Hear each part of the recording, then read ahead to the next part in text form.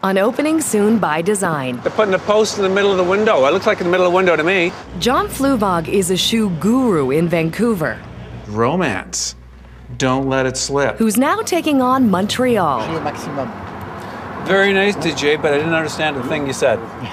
And his new store is barely standing. At this present time, this place is a huge mess.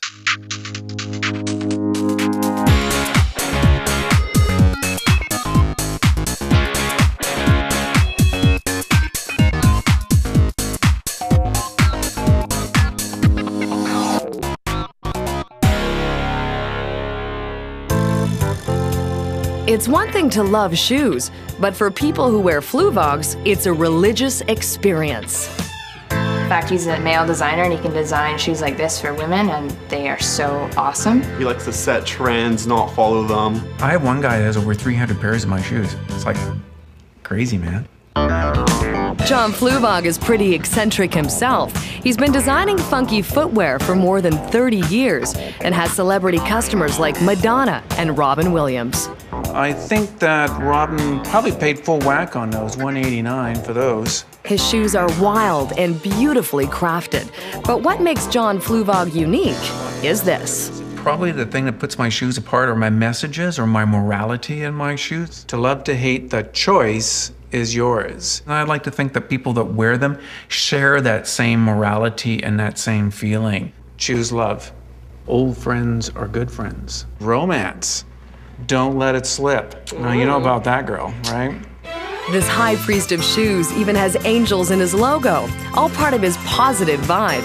His empire has spread from the original store in Vancouver to several in North America and Australia, but he wants to reach even more souls. As an artist, I'd like to influence more people. Why not? It's more fun. So he's decided to open a store in Montreal, but not without first doing some very scientific market research on the trendy Rue Saint-Denis. Excuse me, girls, we have a little survey. What do you think of these shoes? Do you like them? So-so, huh? So-so. They're awesome. Look at these. That's my favorite. You like them? Yeah. That's not... You like these ones? Yeah. Ah, okay. Well, 1 out of 7's not bad. He and Vancouver architect Scott Cohen are taking a gamble that cosmopolitan Montrealers will want to enter Fluevogian heaven. What I want people when they come into this store to feel like they have walked into shoe nirvana. Nirvana? Not quite yet. Their space is a former bistro with no floors, ceilings, or walls. Their real estate agent found the place for them. Until now, they'd only seen it on videotape. Wow, this is incredible, man. Watch your step. Ah, can't even walk in here. Oh my. Oh, it still smells like a kitchen in here. There's another bathroom here. I guess we're gonna keep that one. Yeah, it's a beautiful bathroom. Oh, it's a beautiful bathroom. Wow, it's got lovely artwork on the walls. You gotta be careful where you eat, Scott. Smells like old grease. With opening day just 3 months away, John is now learning about Quebec labor laws. I had no idea, but there's some kind of crazy construction holiday. No one can lift a monkey wrench for 2 weeks in late July. You know, something I did not realize till I came out here. No one told me. I'm sitting on this inventory. Now you're telling me there's a holiday coming up where everybody can't work. It's like, oh. At this present time, this place is a huge mess. And we don't have a lot of time to do it, really. John chose this space on the understanding the structure would be renovated by the landlord, Hassan Mabrouki. But he's only agreed to spend $150,000. If it's more than that, he can back out of the deal. In return, John has signed a 10-year lease. If there is any changes on the plans or things like that, it will be extras, but it will be carried by John's company, not us. I'm suspicious that he's going to come along and say to me, "Hey, I don't want to spend this money. I'm done. Because the more he puts into it, the less he's going to make." And the plans are ambitious. The store will have a Moroccan theme. And a love seat for two to cuddle up in. I wanted a Middle Eastern kind of hip feel. The red is maybe a little redder than it will be eventually. It's supposed to read as a very rich kind of oxblood color. You know, I want some cushion, I want it cozy, but I want a bit of an edge to it. John was emphatic since the beginning that he doesn't want shelves in this store. It's a shoe store where the shoes are displayed pretty much exclusively on surfaces as opposed to shelves. I was just in Istanbul, and I guess I got a bit of a feeling for it there. He's spending $150,000 of his own money on interior design. But Hassan is paying for the structural renovations, and when they finally tour the space together, it's the classic power struggle between the cost-conscious landlord and the ambitious tenant.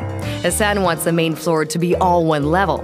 Scott wants steps here and there. I would be kind of disappointed to lose those steps at this point.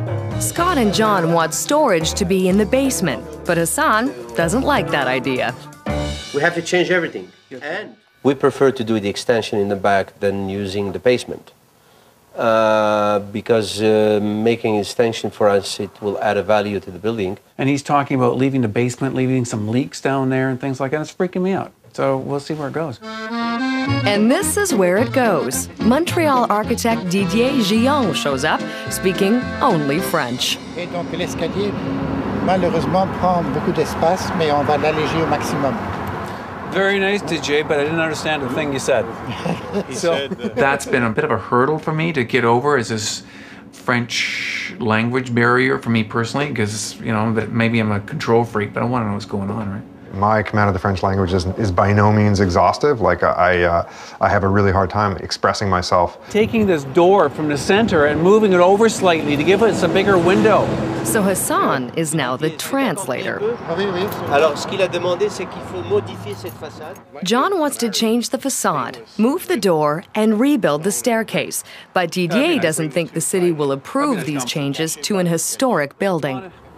To me, this building, I'm sorry, but this building is not an historic building. They have to settle their differences fast. They need permits within 1 week in order to get any work done before the construction holiday. I am not compromising, and I'm paying top dollar for the rent here, so I shouldn't have to compromise. They're putting a post in the middle of the window. It looks like in the middle of the window to me. This beam is temporary. This is the permanent one. But not here. Scott, get your ass here. Maverick shoe designer John Fluevog is taking one big step. What do you think of these shoes? Do you like them? He's opening his first store in Montreal. This is incredible, man. He doesn't speak any French. Very nice, DJ, but I didn't understand a thing you said. And he and his architect Scott Cohen You gotta be careful where you eat, Scott. Smells like old grease. have to do everything by remote control.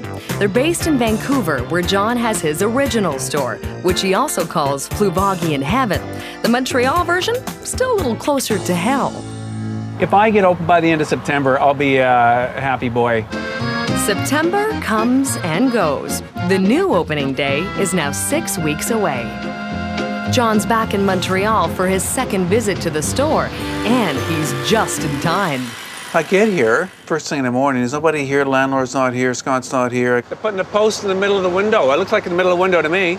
It's not in the right space. This beam is temporary, This is the permanent one. but not here. 7 feet 6 from that one. I got these guys welding and sticking in these huge beam right in front of my window, and I'm going, I don't think so. Scott, get your ass here. Bye. I got a panicky call from John at 10:30. Scott's in bed. Yeah, he had a good reason to be panicky. The post was nowhere near where it was supposed to go. I mean, it was really far off. This one's got to come over here. It's got to come further over. I don't know exactly because. So I jumped in a cab, and didn't have time to eat anything or shave. En matière d'huissier, pour s'entrer avec la porte, il faut reculer l'autre la porte. Well, it's very interesting, but it's all in French to me. Look what they've done. They've got this beam. This is where they were going to put the beam. It's temporary. No, it's not. Oh yeah. No, it's not. This is where they're putting it. I'm sorry. This is where it's going. This is where they reinforced for the base. You can't reinforce from underneath. I don't understand. I don't understand. With Scott and John out of the loop in Vancouver, wrong decisions are being made. The difficulty in the distance between myself and the project is only now beginning to make itself felt. So let's put the post there. Do it. Just do it. Make it so. It's going to get worse and worse and worse. The post is moved. Easy schmeezy. Nice and breezy. It is very, very lucky that John and I happen to be here today. One problem solved, but when Hassan arrives, there's another. We're talking about the height of the windows. I want to end up finishing at this height. The problem is we've got to cover this up with our bulkhead. John and Scott like the lower window height on the left and want a lower doorway to match. I prefer to have a higher door. Yeah, I know you do. For me, just even visually, it starts looking like a shopping center or just some like blank window that you see everywhere now. No, there's a lot to be said for a low entry, and then you walk in and it explodes. It's more surprising. The problem is I went to the city this morning, and he was very, very clear. He said we can do minor changes, but if we do big changes, then we can have problems with the city. Yeah, I don't think this is a big change. I feel a little stressed out because I don't have control. Well, John doesn't know the business in how it goes in Montreal. And I'm used to more hands-on doing it myself. No, Hassan. I like height. I like when you go into a store, you get... Oh, no, this is... and I do too. I've been doing this for the last 20 years, and I know where I'm going. John's heading back to Vancouver and can only hope that Hassan will battle with the city on his behalf. This is like a Moroccan theme inside. You're going to feel right at home. John's a guy who puts his heart into everything he does. His workshop in Vancouver is his playground. Using a plastic mold, he designs every single shoe by hand. But as you can see, I can draw on there, change the stitch line, and I can in fact even color these up. It's a visual thing, and then I can send it off to the factories. He's even designed his own custom-made car, modestly called the Fluevog. So my car is something like my brand, uniquely styled, but really well done. Whether it's his car, his shoes, or the renovation in Montreal, John Fluevog demands the same perfection. So it's no surprise those executing his plans are over budget. And he's going to start... They're spending all my money. I'm getting a little concerned. And now there's a wrinkle in the lease that Hassan and John have to sort out. The entire renovation is in jeopardy. We're going to be open in 6 weeks. Is this right? Hassan has completely hijacked the storefront, and there's nothing that was part of the original design at all. Vancouver shoe designer John Fluevog is trying to break into the Montreal scene by opening a boutique on Rue Saint-Denis, but he's had to put his foot down. They're putting a post in the middle of the window. It looks like in the middle of the window to me. He and architect Scott Cohen are trying to manage the renovation by remote control. They live in Vancouver. Well, it's very interesting, but it's all in French to me. It's going to get worse and worse and worse. The store was supposed to open 2 months ago. The new opening day is 6 weeks away. And John is so confident about that date, he's already inviting his neighbors to the party. November 15th, we're having a party, so no matter what the store looks like, we're still having a party. Have a good luck. Welcome to Saint-Denis Street. Thank you very much. Welcome to Saint-Denis. I would like to have the party and the store finished by the 15th. But his contractor, Sami Shaheen, isn't so optimistic.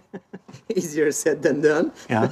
Unknown to John, Sammy's projecting a different date entirely. We were thinking of more of a December date, December 15th date.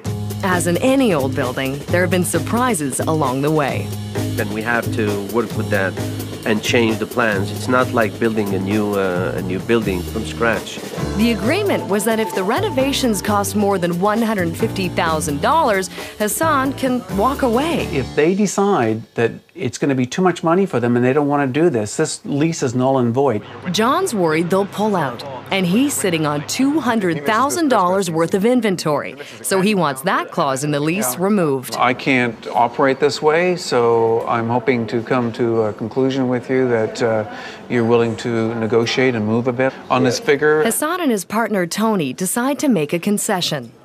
We like John, we like his business, so I decided to knock out that clause from the lease. I think he's willing to kind of remove that condition on the lease. Hassan has made a new commitment to the project, and for now, John is pleased. Feeling confident that we're going to get that store open on time and have a great store, and I'll pay you rent and never see you again. It'll be a happy day. John and Scott are heading back to Vancouver and have to leave Hassan in charge. When they return to Montreal, it's just 2 days before opening.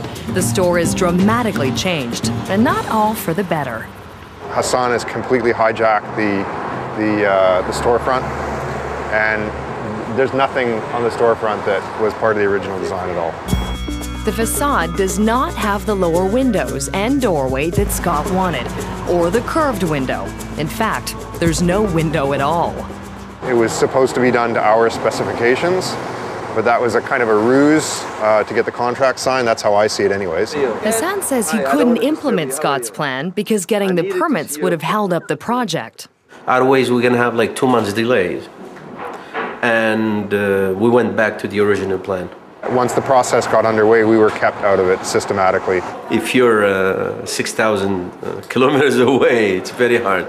We might have an opportunity to fix some things, but it's just a very unfortunate thing as far as I'm concerned. But Scott is pleased with the interior of the store, which has successfully taken on the Middle Eastern feel. So, how are you feeling? He has to give John a status report. John is at the hotel in bed with the flu. I'm not going to the store. I'm feeling like crap, okay? Yeah, absolutely. John Fluevog has the flu. So store manager Sebastien Gauthier is pulling it all together. But it's 15 below. There's no front window, and the party's tomorrow. I'm here 24 hours a day since the last week, and I'm managing people. The good news is the glass for the window has arrived. The bad news, it's too heavy to move out of the truck. I don't know what's going on with it. I don't know how they put it in, if they can get it out. A few hours later, a flatbed truck arrives to unload the pane of glass.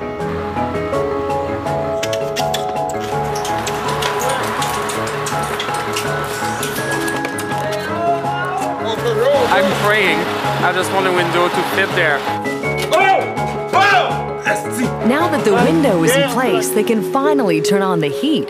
But Sebastien and his staff will be working all night. The opening is less than 12 hours away. I want everything set up tonight. If something else happened tomorrow, I would be ready. So there's a party tonight. The party's in like 5 hours or something like that, and they're up there painting, and I'm thinking, is it going to be ready? After 6 months of renovations, they're down to the wire at the new Fluevog shoe store in Montreal. And architect Scott Cohen isn't exactly kicking up his heels. I take no responsibility for the outside of the building at all. He's not happy with the facade. The store manager, Sebastien, has slept here all week. If I'm leaving the store at 2 or 3 or 4 in the morning, I want everything set up because I know we'll have other problems tomorrow. And the man behind it all, John Fluevog, literally has the flu. Wow. But opening day has arrived, and John's finally made it to the store. So there's a party tonight. I'm still a little under the weather, but you know, I am a mascot after all. The party's in like 5 hours or something like that, and they're up there painting, and there's this big confusion going on, and I'm thinking, is it going to be ready in time? And I'm going, oh. Thousands of pairs of shoes and boots that have been sitting in a warehouse for months are finally on shelves in the basement, waiting to be sold. Store manager Sebastien gets his personal items out of the way after sleeping in the store for 5 nights. It's my second home. I really live my Fluevogs. We place the shoes the good way they're supposed to be. We don't touch it after, okay? Parce que je veux pas leur faire aux demi-heures. This space is amazing. If you're sleeping here for 5 days, you will understand. As the tent is being mounted for the evening bash, John starts a series of interviews with the local press. I started in the shoe business a long time ago. I started 36 years ago. He's still feeling lousy, but he has to put his best foot forward for the opening. My first shop in Montreal, and it's pretty exciting to me because it's a very different city. It is, it's part of Canada, obviously, but yet it feels different. It has such a different culture. Meanwhile, Scott makes a final adjustment to the lights and reflects on the project. In general, I'm content with the results. I think we were up against a lot of challenges. That's an understatement. They took this former bistro that was barely standing and converted it to a modern Moroccan oasis. With a total budget of $370,000, they ended up with a store that, apart from the facade, is almost identical to the model they had built back in Vancouver.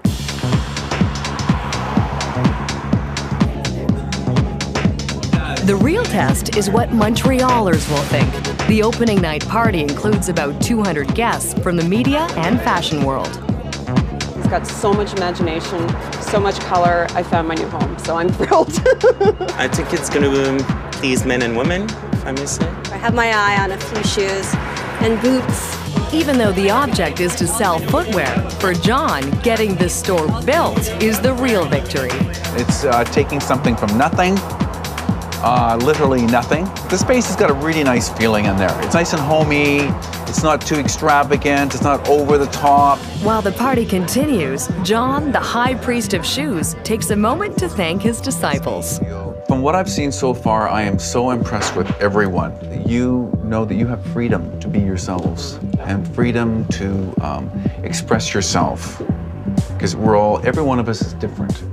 You know, every one of you is made specially, and you can have that freedom. So, anyway, cheers. Oh, we did a group hug. Group hug. Have fun tonight, guys, okay?